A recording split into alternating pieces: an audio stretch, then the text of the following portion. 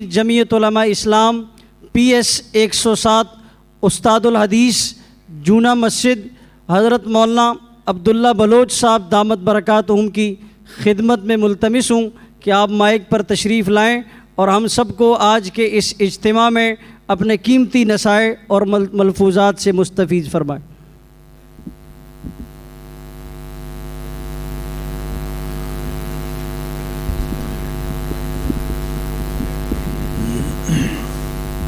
السلام علیکم ورحمۃ اللہ وبرکاتہ۔ بسم اللہ۔ اللہم لک الحمد کما ینبغی لجلال وجہک وعظیم سلطانک، سبحانک اللہم لا نحصی ثناء علیک انت کما اثنیت علی نفسک، اللہم صلی وسلم وبارک علی سیدنا و مولانا محمد النبی الامی وعلی آلہ واصحابہ وبارک وسلم تسلیما کثیرا، اما بعد فاعوذ باللہ من الشیطان الرجیم، بسم اللہ الرحمن الرحیم، وما خلقت الجن والانس الا لیعبدون، صدق اللہ مولانا العظیم۔ اللہم صلی علی سیدنا و مولانا محمد النبی الامی وعلی آلہ وبارک وسلم عدد کل معلوم لک دائما ابدا۔ میرے عزیز دوستو، اللہ تعالیٰ نے اس کارخانہ عالم کو اور اس کے ایک ایک ذرے کو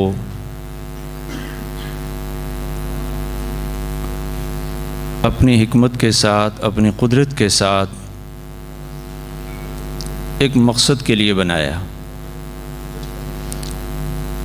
کوئی چیز بے مقصد نہیں ہے۔ افحسبتم انما خلقناکم عبثا،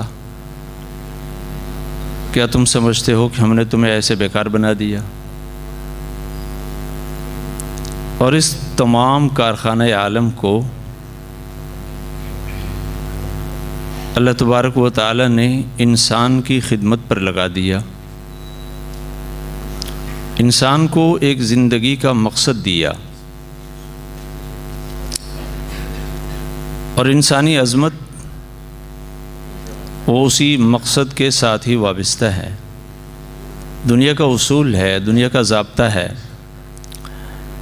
کہ جس چیز کو جس مقصد کے لیے بنایا جاتا ہے، جب تک وہ اپنے مقصد پر قائم رہتا ہے تو اس کو 3 چیزیں میسر ہوتی ہے۔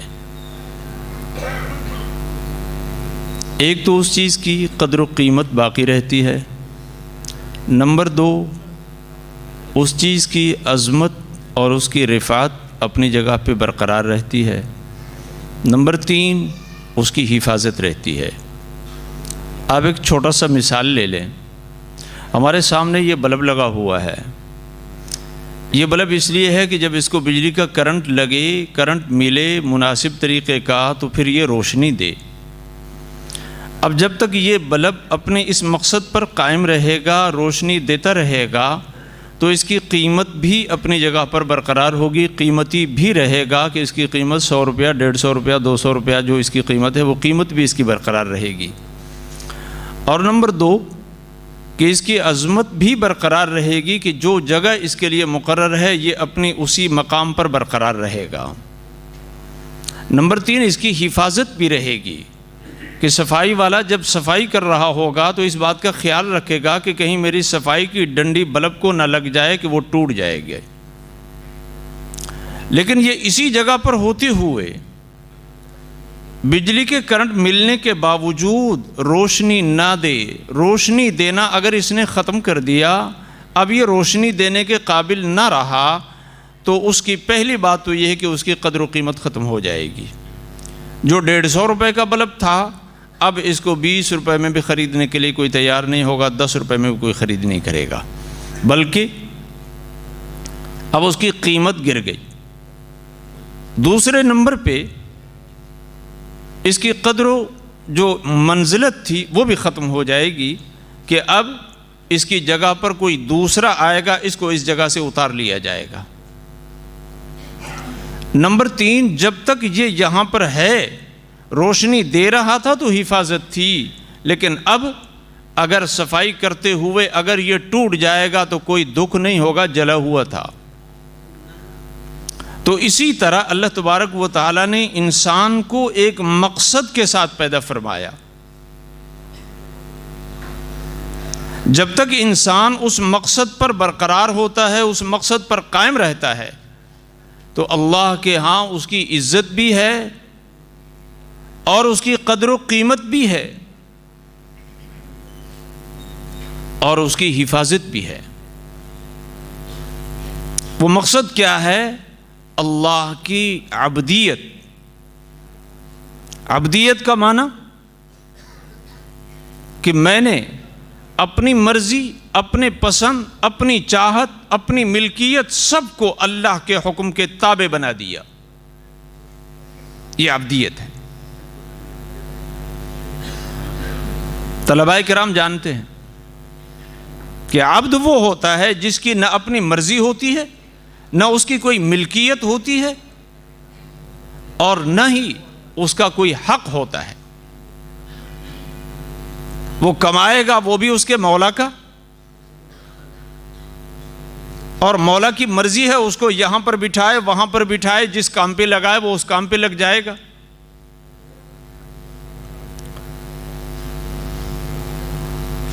تو انسان جب تک اللہ کے بندے بن کے رہتے ہیں تو اللہ کی طرف سے ان کے لیے عظمت بھی ہوتی ہے، حفاظت بھی ہوتی ہے، ان کی خدمت بھی ہوتی ہے۔ جب بندہ عبدیت سے ہٹ جاتا ہے کہ لہم قلوب لا یفقہون بہا ولہم اعین لا یبصرون بہا ولہم آذان لا یسمعون بہا اولئک کالانعام بل ہم اضل،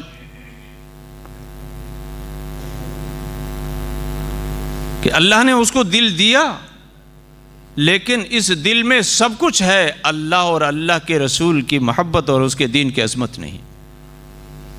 اس کو اللہ نے یہ آنکھیں دی، ان سے دنیا کی ساری چیزیں دیکھ رہا، لیکن اس کی نظر اللہ کے عظمت والی، قدرت والے ان نشانات پر نہیں ہے جن سے اللہ کی عظمت اس کو نظر آئے۔ اس کے کانوں میں ہر آواز تو سمجھ میں آتی ہے، پہنچتی ہے، لیکن اس کے کانوں سے اس کے دل تک اگر نہیں پہنچتا تو اللہ کے احکامات اور آپ صلی اللہ علیہ وسلم کی ہدایات اس کے کان سے اس کے دل تک نہیں پہنچتے۔ تو جب ایک چیز اپنے مقصد سے ہٹ جاتی ہے تو پھر وہ اس کا وجود بھی بے حیثیت ہو جاتا ہے۔ تو اسی وجہ سے آج پوری دنیا میں جب انسان اپنے مقصد عبدیت سے ہٹ گیا ہے تو انسان کی حیثیت جانوروں سے بھی بدتر ہو گئی ہے۔ آج دنیا کے اندر روزانہ کتنے مظالم کا شکار ہو کر انسان مر رہے، انسان کی کوئی حیثیت اور عظمت نہیں۔ اور یہی وہ نقطہ ہے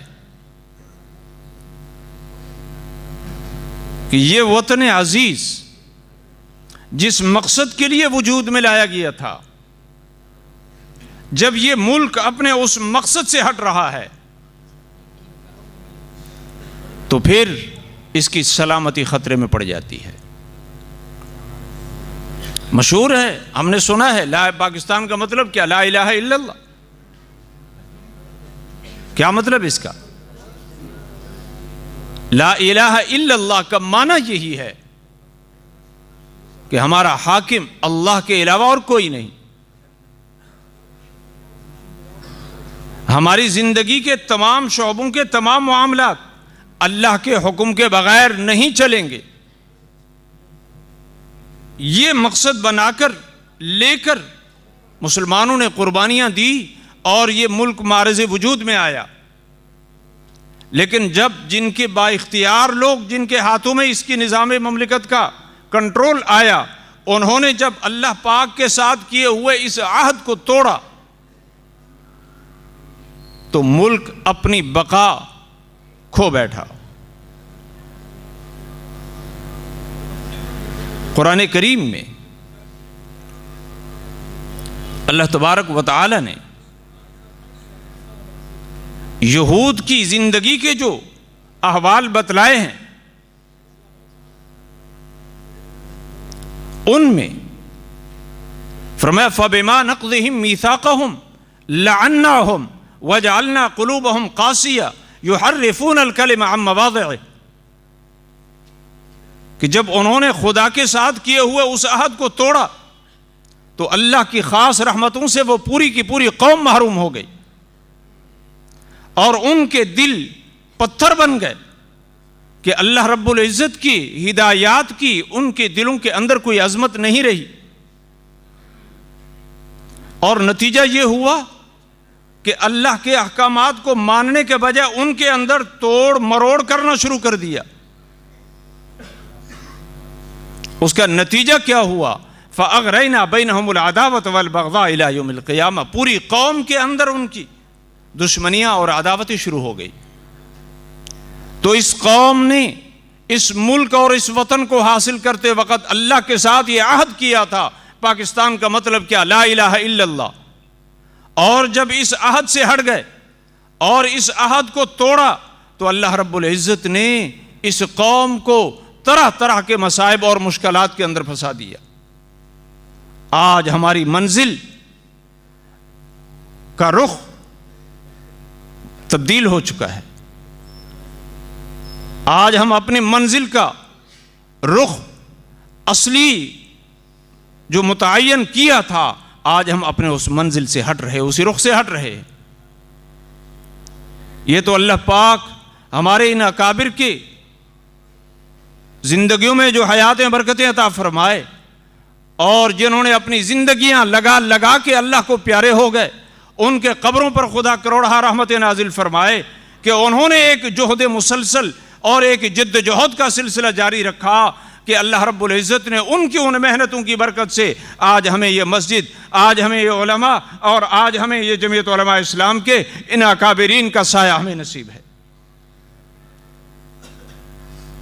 تو میرے عزیزو، ہمیں دین علماء سے ملا ہے۔ ایک نکتہ یاد رکھو، ہم نے دین علماء سے لیا ہے۔ ہم نے رسول اللہ صلی اللہ علیہ وسلم کو، آپ کے اصحاب کا زمانہ ہم نے نہیں پایا، ہمیں دین ان اکابر سے ملا ہے۔ ان کی قدر کیجئے اور ان کے ساتھ چلیں، ہماری انشاءاللہ نجات اسی کے اندر ہے۔ انشاءاللہ ہم یہ عہد کرتے ہیں کہ انشاءاللہ ہماری تمام صلاحیتیں اپنے ان اکابرین کے حکم پر انشاءاللہ لگیں گی۔ انشاءاللہ ہم ان کے ہر حکم پر دامے درمے سخنے انشاءاللہ ہم اپنے اس ناقص وجود کے ساتھ تیار ہیں۔ میں کہتا ہوں اگر ہمارا یہ کمزور وجود، ہماری یہ کمزور صلاحیتیں اگر اللہ رب العزت اپنے راستے میں ہماری تھوڑی سی صلاحیتیں اگر قبول فرما لے تو یہ ہمارا اعزاز ہے، یہ ہماری خوش نصیبی ہے، یہ ہماری خوش قسمتی ہے۔ ورنہ تو یہ وجود لگنا ہے، کہیں نہ کہیں لگ جائے گا، کھپ جائے گا، باقی نہیں رہتا۔ خوش نصیب ہیں کہ ان کی صلاحیتیں، ان کی زندگیاں اللہ کے دین کی عظمت کے لیے، ان کی خدمت کے لیے، ان کی حفاظت کے لیے لگ جائیں۔ تو انشاءاللہ آج اللہ کے گھر میں بیٹھے ہوئے ہم یہ عزم کرتے ہیں کہ انشاءاللہ ہماری صلاحیتیں، انشاءاللہ ہماری خدمتیں ان اکابر کے حکم کے منتظر ہوں گی۔ انشاءاللہ جو حکم ہوگا انشاءاللہ اس کے لیے ہم تیار ہیں انشاءاللہ۔ والسلام علیکم ورحمۃ اللہ وبرکاتہ۔